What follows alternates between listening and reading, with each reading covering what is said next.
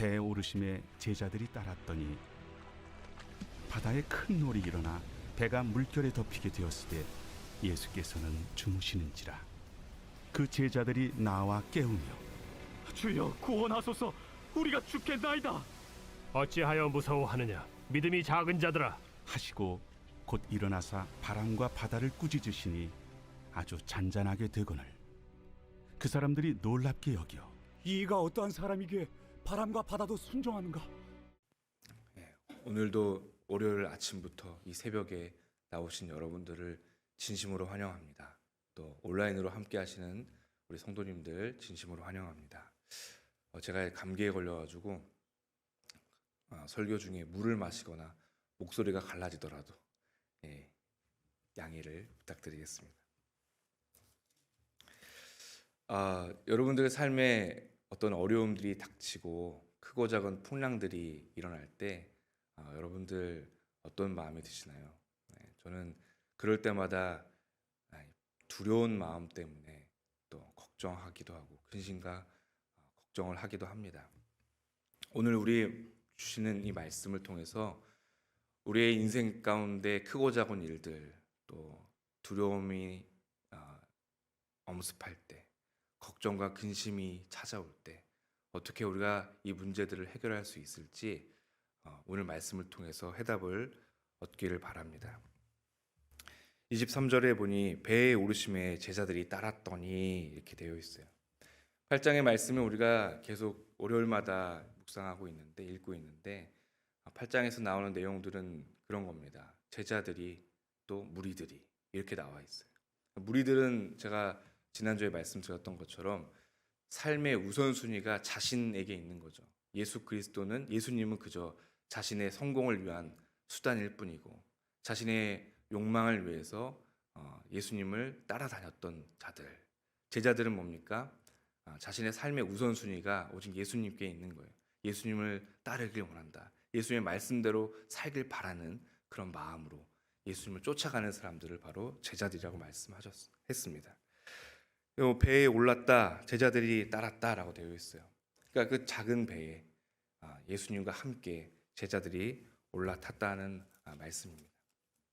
그런데 예수님을 삶의 우선순위에 두고 예수님께 그 말씀대로 살아가길 바라는 그 제자들이 큰 풍랑을 만나게 됩니다. 바다의 놀이 일어나 배가 물결에 덮이게 되었으니 이렇게 되어 있어요. 우리가 신앙생활을 하는데 교회도 열심히 다니고 내가 그래도 열심히 말씀도 읽고 이렇게 새벽 예배도 나와서 신앙생활을 하는데 그럼에도 불구하고 우리의 삶 속에 어려움이 끊이지 않죠. 큰 풍랑과 또 때로는 작은 일들 때문에 우리가 근심과 걱정이 많이 일어나게 됩니다. 우리는 여기서 궁금해지는 거죠. 우리 예수님을 잘 믿는데 예수님을 따라가려고 제자의 삶을 살아가려고 하는데 어째서 우리의 삶 속에서 이런 어려움들이 계속해서 일어날까?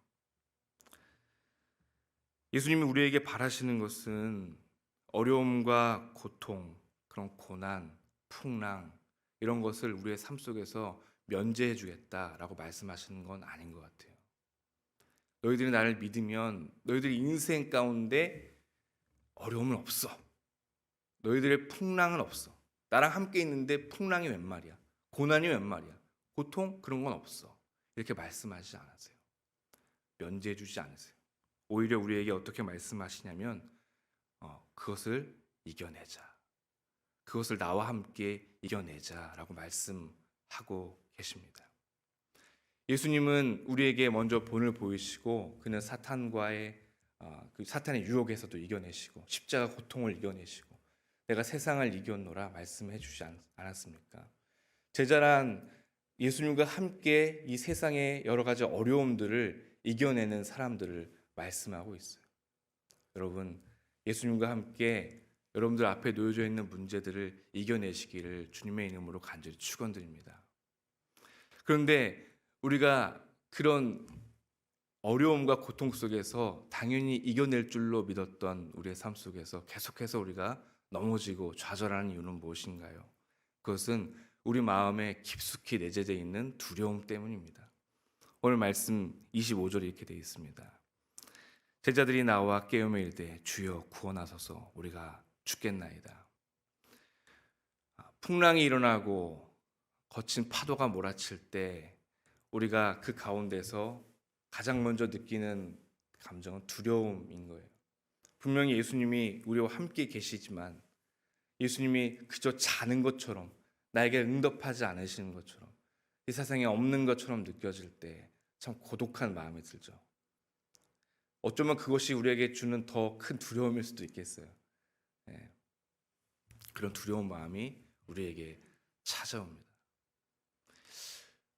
왜 우리가 이 두려움 가운데 헤어나오지 못하고 예수님이 옆에 있는데도 불구하고 거기서 우리가 전전긍긍하고 있을까? 우리 제자들의 모습을 보면서 그 해답을 좀 찾았으면 좋겠는데, 제자들이 이 풍랑이 찾아오는 이 바다에 대한 어떤 전설 같은 이야기를 하나 알고 있었어요. 그것은 바로 고대 이스라엘 이 메소포타미아 지역의 사람들은 바다에 괴물이 살고 있다라고 생각을 하고 있었습니다. 이거 왜 뚱뚱한지 같은 얘기냐라고 말씀하시겠지만 우리나라의 옛날 조선시대, 고려시대 그때 생각해 보십시오. 바다에 대해서 알고 있는 그들의 지식들이 지금 우리가 알고 있는 것과는 너무나 다르지 않겠습니까? 이 갈릴리 바다는 깊은 곳은 수심이 180m 정도 된다고 해요. 그리고 동쪽으로는 산이 둘러싸여 있어서 바람이 한번 그 안으로 들어가면 거기에 엄청난 큰 파도가 몰아치게 됩니다. 2, 3m의 높은 파도가 몰아쳐요. 사람들이 배를 타고 바다를 건너가든지 고기를 잡으러 가든지 갑자기 불어오는 그 풍랑에 속수무책으로 당하게 되는 거죠. 어찌된 영문인지 바다로 나간 나의 가족들이 돌아오지 않고 나의 아버지야 나의 형제들이 돌아오지 않는 그런 일들이 비일비재했죠. 그렇기 때문에 이곳은 분명히 그 안에 무언가 괴물이 살고 있을 거야. 그래서 그 괴물의 이름이 티아말이라는 괴물이었어요. 티아마지라는 괴물. 우리가 두렵게 생각하는 대상, 이때 고대 세계에서 이 사람들 바다가 그렇게 두려움의 대상이었어요. 내가 통제하지 못하고 어찌하지 못하는 그런 삶의 가장 큰 두려움, 내 근본적인 두려움의 대상. 근데 우리는 그 두려움의 대상에게 항상 무언가를 이렇게 덮어 씌우기도 하죠. 그것을 그 사람은 티아마시라고 불렀던 거예요. 우리에게 있는 그 두려움은 무엇인가요? 저는 한 5년 동안 개척교회를 했습니다.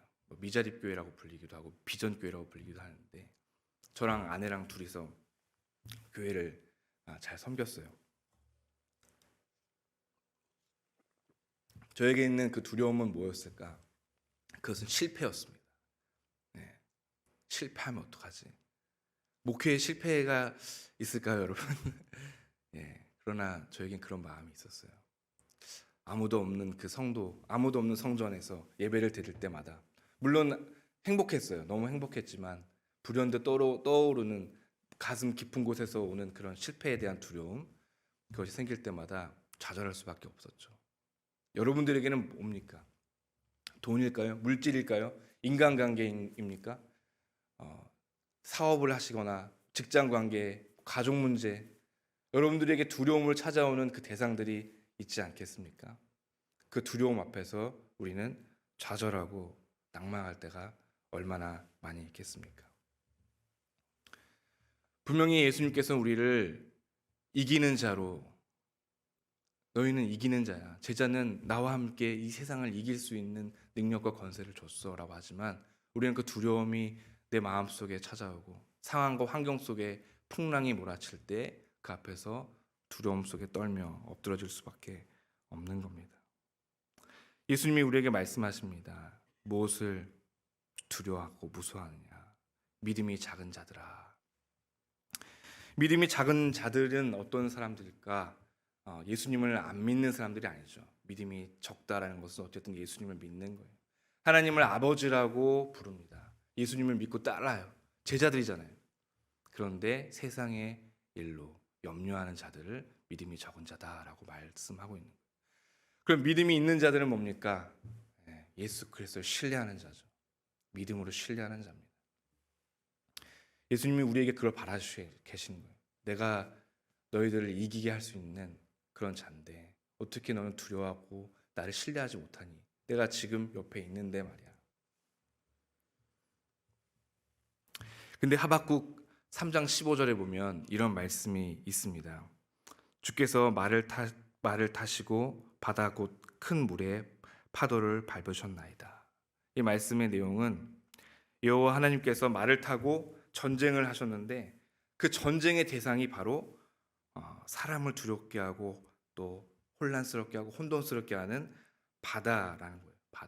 바다를 밟으셨도다 이렇게 되어 있어요. 그래서 이 고대의 사람들에게 있어 이 바다, 공포의 대상, 두려움의 대상, 그것을 이기는 것은 단 하나밖에 없다. 그것은 바로 여호와 하나님뿐이다라는 것이 이들 머릿속에 항상 각인돼 있었던 거예요. 우리가 어떻게 할 수 없는 이 두려움의 대상을 이길 수 있는 분 딱 하나는 하나님 한 분뿐이다라고 생각하고 있었던 거예요.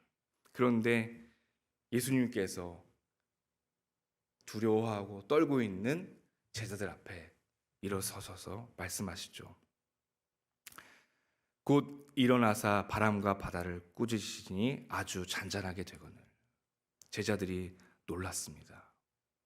아니, 우리가 알고 있는 이 바다를 잠잠케 할 수 있는 그분은 오직 하나님밖에 없는데 이분이 이 바다를 잔잔케 했다라는 것, 발로 밟으셨다라는 것, 승리할 수 있었다는 것은 그들에게는 너무나도 놀라운 일인 거죠.